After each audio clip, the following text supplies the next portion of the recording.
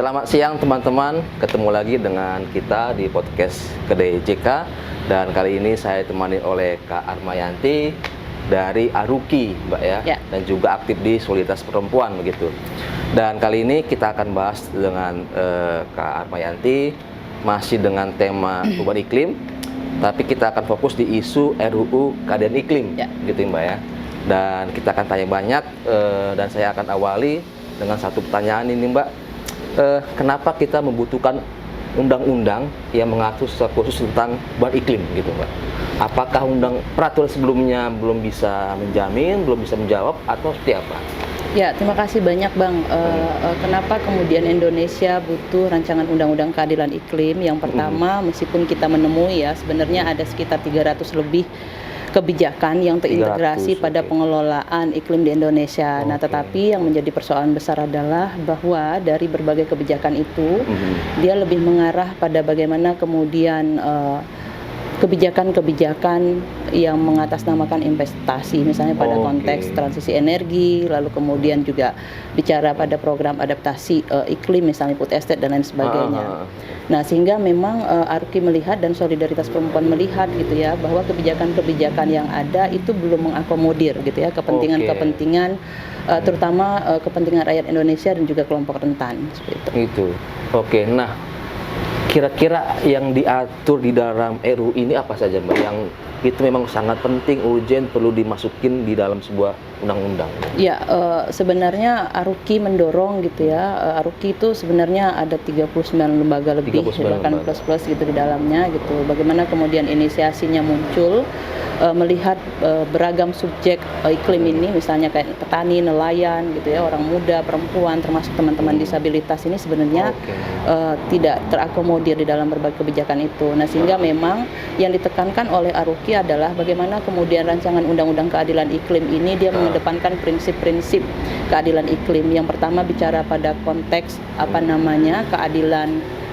keadilan prosedural gitu ya. Keadilan prosedural ini bagaimana kemudian kita bisa melibatkan seluruh partisipasi bermakna, terutama kelompok rentan gitu ya di dalam kebijakan-kebijakan iklim. Lalu kemudian juga kita mendorong adanya keadilan rekognisi, bagaimana hari ini sebenarnya perempuan, nelayan, disabilitas dan juga petani misalnya mereka berkontribusi penuh di dalam adaptasi dan juga mitigasi iklim. Nah, tetapi pengalaman mereka, pengetahuan mereka, inisiatif mereka itu tidak direkognisi di dalam substansi kebijakan.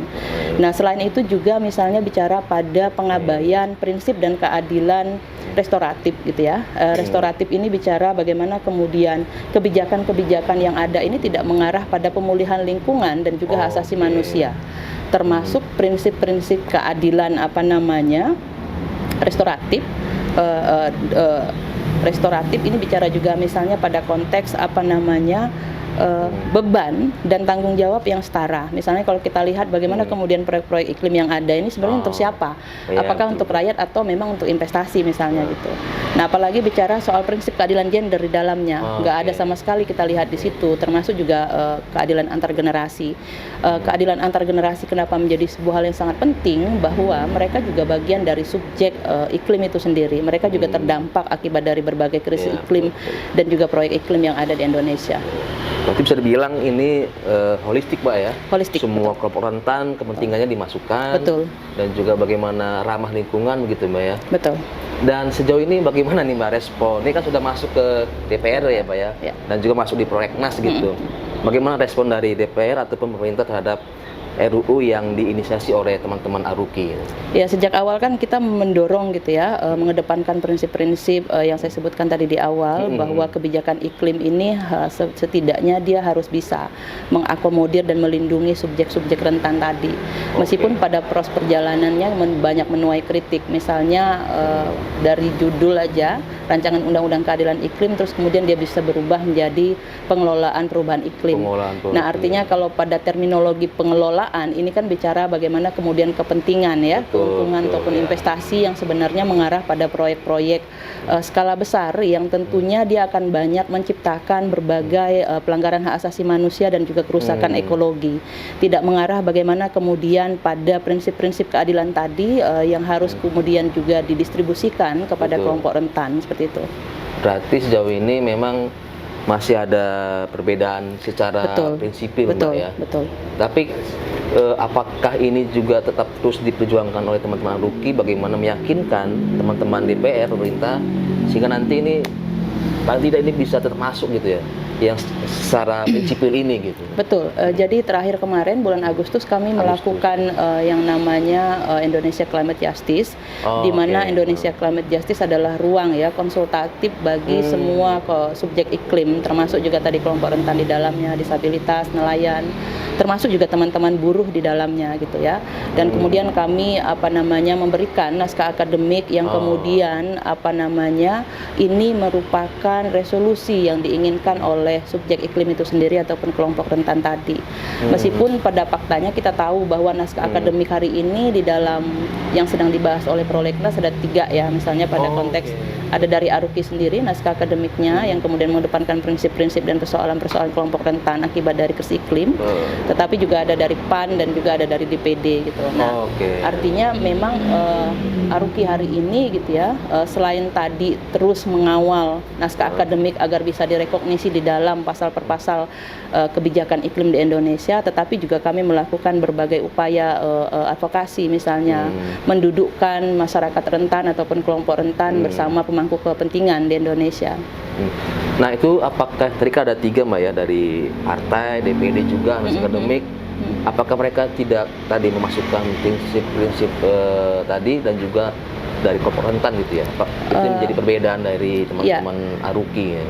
Secara parsial mungkin iya ya, tetapi ketika memang misalnya bicara pada konteks merekognisi situasi kelompok rentan tadi, artinya ada proses-proses prosedural dong yang harus dilewati. Nah, tetapi faktanya misalnya Prolegnas sendiri gitu ya membahas tanpa kemudian melibatkan partisipasi bermakna, termasuk misalnya CSO yang hari ini cukup kuat di dalam mendorong keadilan iklim itu juga tidak dilibatkan secara bermakna. Nah, bagaimana kemudian masyarakat yang ditapak misalnya gitu. Nah, bisa kita pastikan bahwa substansi yang didorong dari berbagai unsur tadi itu tidak mengedepankan prinsip-prinsip dan keadilan dalam proses keadilan iklim itu sendiri dalam substansi kebijakannya gitu. Berarti bisa kita pastikan baik naskah akademik maupun RUU yang diinisiasi Aruki itu mengambil aspirasi dari bawah Mbak ya, dari daerah, dari kelompok-kelompok rentan tadi ya, dan itu yang coba didorong supaya itulah yang menjadi yang paling ideal gitu. Dari namanya pun sudah lebih pas ya, keadilan iklim gitu ya, bukan pengelolaan. Kalau pengelolaan kan seakan-akan siapa ini mau dikelola, mungkin lebih condong kepada kepentingan industri besar begitu Mbak. Betul. Gitu. Ya, tepat sekali itu Bang. Misalnya pada terminologi pengelolaan ini kan dia pasti akan berpijak pada investasi skala besar. Misalnya di Indonesia, bagaimana kemudian RPJMN-nya Prabowo Gibran gitu ya, ada beberapa hilirisasi, salah satunya adalah hilirisasi pangan dan juga energi. Di mana kita tahu transisi energi hari ini banyak menuai masalah gitu ya. Misalnya pada proyek geotermal gitu hari ini yang kemudian diganyang-ganyang sebagai energi baru terbarukan bersih gitu yang kemudian sebagai komitmen dan ambisius negara untuk kemudian mengakhiri bahan bakar fosil ataupun energi fosil. Nah, tapi faktanya kalau kita lihat di beberapa dokumen negara termasuk RUEN gitu ya, transisi energi hari ini dia tidak sampai menyumbangkan 23% yang kemudian ditargetkan pada tahun 2025 gitu. Nah, artinya transisi energi yang dianggap bersih tadi itu kemana? Distribusinya kemana? Misalnya kita bisa lihat bagaimana kemudian transisi energi pada sektor nikel, misalnya produk industri nikel. Solidaritas Perempuan mendampingi teman-teman yang ada di Morowali gitu ya, bagaimana kemudian perempuan mengalami situasi paling berlapis dari proyek nikel itu sendiri, mulai dari ISPA, kesehatan reproduksi terganggu, dan bahkan juga ruang-ruang penghidupan mereka itu digusur untuk kemudian proyek-proyek ini. Nah, termasuk misalnya di Kendari gitu ya, di Kendari itu hampir 100 lebih proyek smelter nikel ada di sana gitu, tetapi dia memunculkan dampak-dampak pelanggaran hak asasi manusia, degradasi ekologi, termasuk juga pemiskinan sistemik di beberapa area. Nah, kalau kita tengok lagi misalnya pada konteks konteks transisi energi geotermal gitu, SP banyak kemudian mengadvokasi dan mengawal itu di beberapa wilayah, misalnya pada konteks Pocoleo ya. Nah, Pocoleo sendiri di Nusa Tenggara Timur gitu ya, bagaimana kemudian situasi perempuan adat di sana yang memperjuangkan penolakan terhadap transisi energi geotermal ini malah mendapatkan berbagai pelanggaran hak asasi manusia ya, termasuk kekerasan yang menyasar pada tubuh perempuan misalnya. Lalu kemudian pada konteks geotermal, eksplorasi geotermal di Lampung gitu ya, yang kemudian PT SERP masuk di sana gitu, banyak kemudian tidak hanya menimbulkan pelanggaran hak asasi manusia, tetapi juga menghancurkan ruang aman bagi perempuan. Misalnya geotermal yang di Lampung itu kan dilakukan eksplorasinya di Gunung Raja Basah. Gunung Raja Basah itu sendiri sebenarnya adalah simbol adat masyarakat adat di Lampung gitu ya. Selain juga menjadi simbol adat, tetapi juga Gunung Raja Basah adalah tempat evakuasi dari letusan Gunung Krakatau tahun 1983 kalau nggak salah. Dan juga Gunung Raja Basah tempat terakhir kemarin ada tsunami Selat Sunda tahun 2018, masyarakat dan juga perempuan termasuk anak-anak di sana, dan kita bisa bayangkan kalau itu dieksplorasi sebagai geotermal gitu. Bukan hanya bicara pada situasi pemiskinan ya, tetapi juga budayanya akan hilang, lalu kemudian ruang aman dan nyaman perempuan di dalam menghadapi adaptasi dan juga mitigasi dari bencana ekologi juga itu juga akan hilang. Nah, ini saya jadi melihatnya gini, Mbak, ini RU ini kayaknya tanda kutip ditakuti nih, Mbak ya, karena dia seakan-akan untuk tadi melawan perusahaan besar, menghentikan proyek besar gitu. Atau memang jangan-jangan nanti pemerintah melihatnya seperti itu gitu. Jadi yang dari Aruki ini gak usah kita lirik lah gitu. Apakah memang seperti itu atau memang sebetulnya ada hal lain gitu? Ya, sebenarnya ini letaknya pada orientasi negara gitu ya. Ketika memang second NDC yang pertama dan kedua ini mengarah bagaimana kemudian negara harus punya komitmen, terutama Indonesia gitu ya, untuk menyelesaikan persoalan-persoalan krisis iklim. Nah, artinya persoalan itu harus diletakkan pada prinsip hak asasi manusia dan subjek-subjek keadilan yang lain. Nah, tetapi persoalannya perundingan COP gitu ya, ini tidak mengarah bagaimana kemudian pada penyelesaian krisis iklim terutama di negara dunia ketiga kayak kita di negara selatan gitu ya, di Indonesia, tetapi sebenarnya adalah mengobral gitu ya, atau mengobral sumber daya alam yang ada, misalnya dengan proyek-proyek transisi energi, termasuk juga perdagangan karbon dan lain sebagainya gitu. Nah, artinya memang kita bisa melihat bahwa orientasi dari kebijakan negara hari ini yang bicara soal iklim itu sebenarnya mengarah pada kepentingan investasi.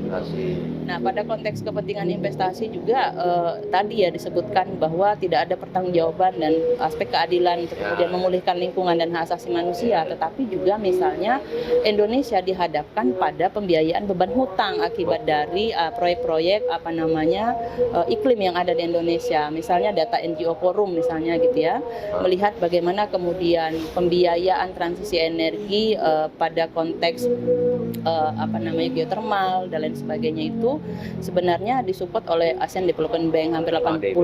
Nah, ASEAN Development Bank tentunya lembaga keuangan internasional ini tidak memberikan dana hibah gitu sesuai dengan prinsip-prinsip yang ada pada perundingan iklim global, tetapi dia mengarah pada pembiayaan hutang. Nah, dari proses pembiayaan hutang yang membengkak, akhirnya negara melakukan politik fiskal di Indonesia untuk membayar hutang investasi, salah satunya hutang investasi iklim, sehingga kemudian pajak dinaikkan, lalu kemudian juga politik-politik fiskal yang lain juga digembus gitu ya, untuk kemudian menghisap dan juga memiskinkan masyarakat. Nah, siapa kemudian yang paling rentan mengalami situasi berlapis, bisa saya sampaikan bahwa itu adalah perempuan gitu.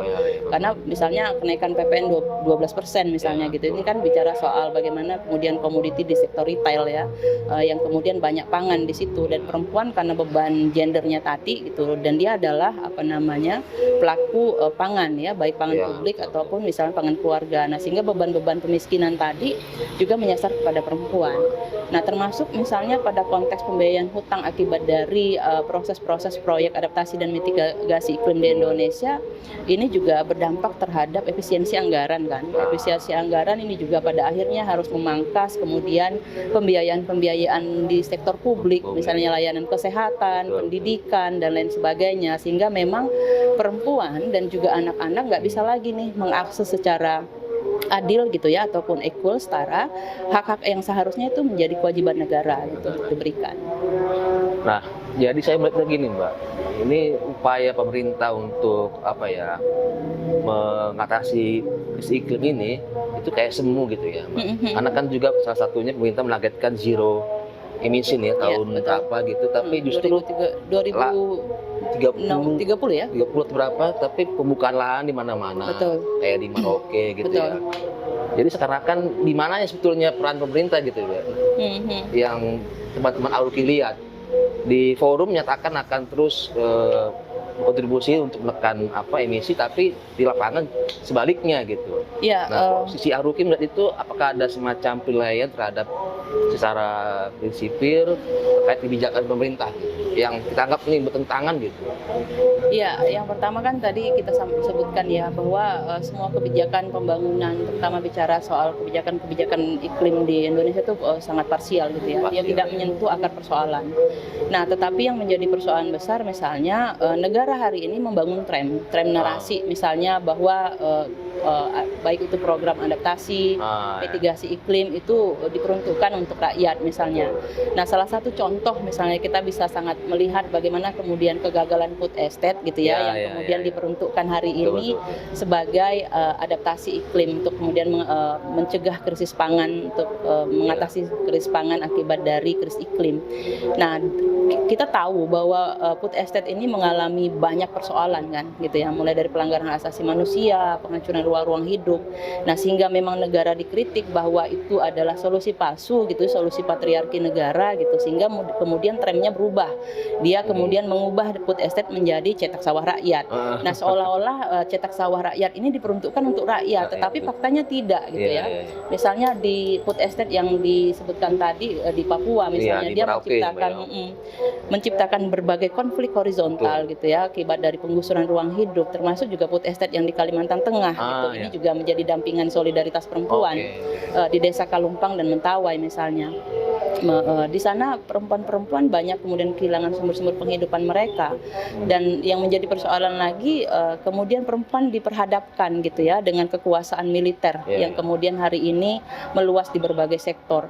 Produksi cetak sawah rakyat yang kemudian digajang-ganyang oleh si Prabowo ini kan sebenarnya menghadirkan militer, yang kemudian kita bisa melihat ada ketimpangan relasi kuasa di situ, yang seharusnya kemudian rakyat mengelola lahannya secara komunal gitu ya, secara kolektif, diambil alih oleh kekuasaan negara atas nama mengedepankan tren autokrasi egalisme, menggunakan kekuasaan dengan kebijakan misalnya. Nah, apa yang terjadi misalnya hari ini akibat dari proyek food estate yang ada di Kalimantan? Kita melihat gitu data solidaritas perempuan, lalu kemudian melakukan konsultasi bersama masyarakat adat di sana gitu. Yang pertama, mereka harus kehilangan sumber-sumber penghidupan mereka yang seharusnya lahan-lahan gambut tadi itu diproduksi oleh masyarakat adat gitu, hari ini harus berpindah tangan kepada militer dan penguasa gitu ya, dalam hal ini pemerintah Indonesia. Nah, selain itu juga bicara bagaimana kemudian peminggiran identitas ya, peminggiran identitas masyarakat adat, terutama perempuan adat, yang kemudian sebenarnya hutan itu bukan hanya kemudian untuk urusan perut Bang gitu ya.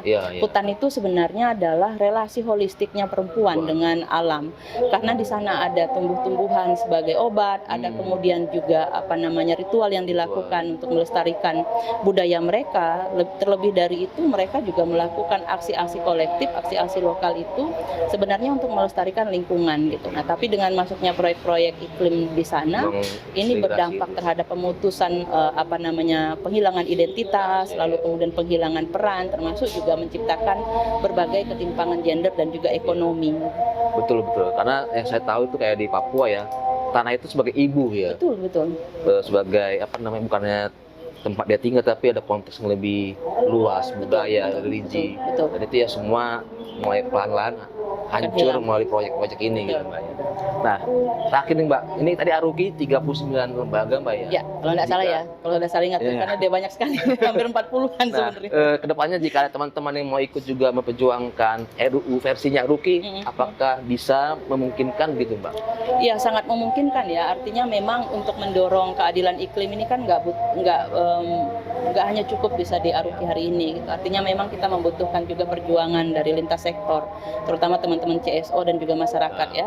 Artinya memang kita melihat kenapa ini menjadi hal yang sangat penting karena kebijakan iklim di Indonesia ini menciptakan ketertindasan intersection.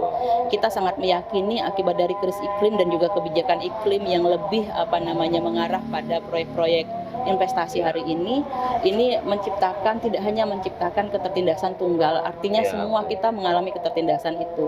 Nah, Aruki sendiri dan Solidaritas Perempuan mendorong gitu partisipasi bermakna teman-teman CSO lalu kemudian masyarakat sebagai subjek dari iklim itu sendiri harus juga bersuara dan mendorong keadilan dalam bentuk baik itu bentuk kebijakan gitu ya, program dan lain sebagainya.